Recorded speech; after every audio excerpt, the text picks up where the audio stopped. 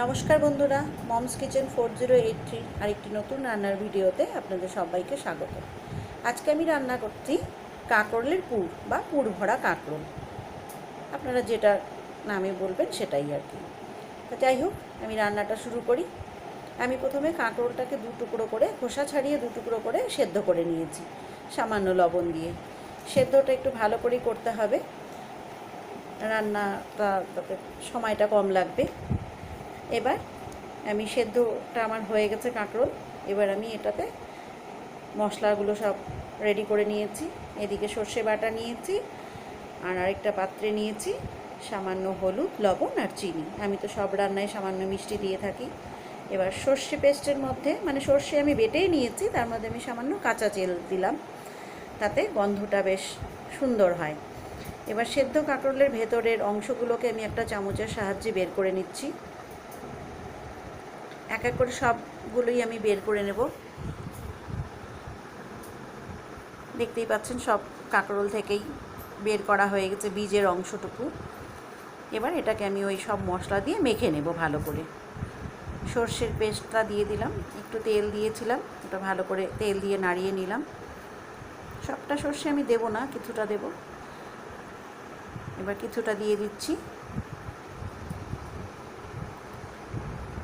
তারপরে দেব সামান্য হলুদ, সামান্য লবণ আর সামান্য মিষ্টি দিয়ে আমি সব উপকরণ একসাথে মেখে নেব।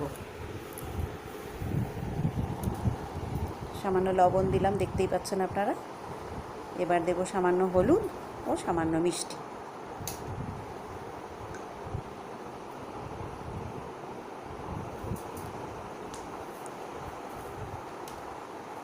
হয়ে গেল। এবার আমি এটাকে মেখে নিচ্ছি। এই গরমের সবজি কাঁকরোল এইভাবে রান্না করলে খেতে খুব ভালো লাগে। গরমের দিনে তো এই পটল, কাঁকরোল এগুলোই বেশি পাওয়া যায়।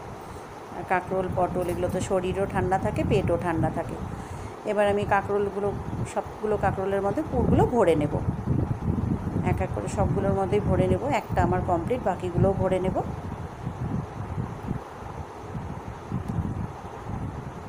পুরগুলো ভরে নিচ্ছি।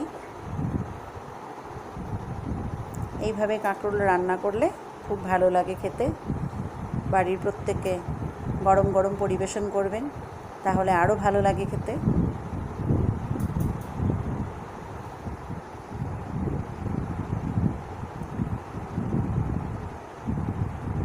পুর ভরা চলছে আমার, আর কয়েকটা বাকি।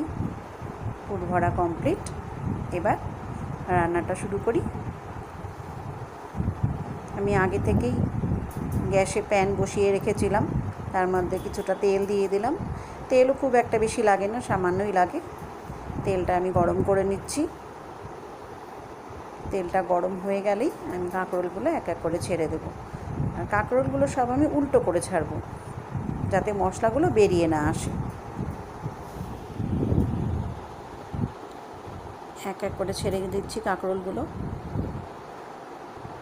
উল্টো করে ছাড়লে মশলাটাও বেশ সুন্দর ভাজা হবে, আর সর্ষের সেই কাঁচা গন্ধটা থাকবে না। সেজন্যই আমি একটু কাঁচা তেল দিয়েছি, যাতে সর্ষের গন্ধটা বেশ সুন্দর হয়। এবার উল্টো, দেখতেই পাচ্ছেন আমি উল্টে নিলাম। একটুকু মশলা বের হয়নি। আমি কিন্তু কোনো ব্যাটারও দিইনি। অনেকে ব্যাটার দিয়ে করে, আমি ব্যাটার ছাড়াই করি। এইভাবে খেতেই বেশি ভালো লাগে। হয়ে গেল প্রায়।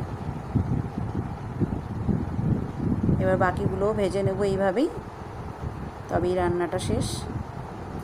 দেখতেই পাচ্ছেন, এইভাবে আপনারা করবেন। কাঁকরোলের পুর খুব ভালো লাগে খেতে, বাচ্চাদেরও ভালো লাগবে। বাচ্চারা খেলে আপনারা খুব বেশি ঝাল দেবেন না। আমার রান্নাগুলো ভালো লাগলে অবশ্যই আমার চ্যানেলটিকে লাইক করবেন, কমেন্টে জানাবেন আমার রান্নাগুলো কেমন লাগছে, এবং আপনার বন্ধুদের মধ্যে আমার রান্নাগুলো শেয়ার করবেন। কমেন্ট বক্সে জানাবেন আমার রান্নাগুলো কেমন লাগছে। গরমের সবজি এই কাঁকরোল এইভাবে করলে খেতে খুব ভালো লাগে। দেখতেই পাচ্ছেন উল্টো দিকটাও বেশ সুন্দর ভাজা হয়ে গেছে। দেখতে দেখতেই পাচ্ছেন বেশ সুন্দর, দুদিকই বেশ সুন্দর ভাজা হয়েছে।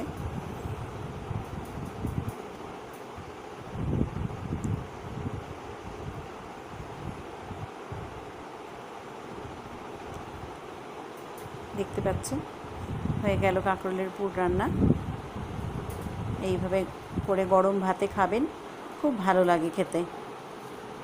বাড়ির সবাইও খুব ভালোভাবে খাবে, এইভাবে গরম গরম পরিবেশন করবেন, খুব ভালো লাগে খেতে।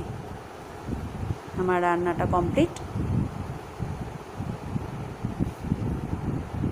আমার চ্যানেলটি অবশ্যই সাবস্ক্রাইব করবেন।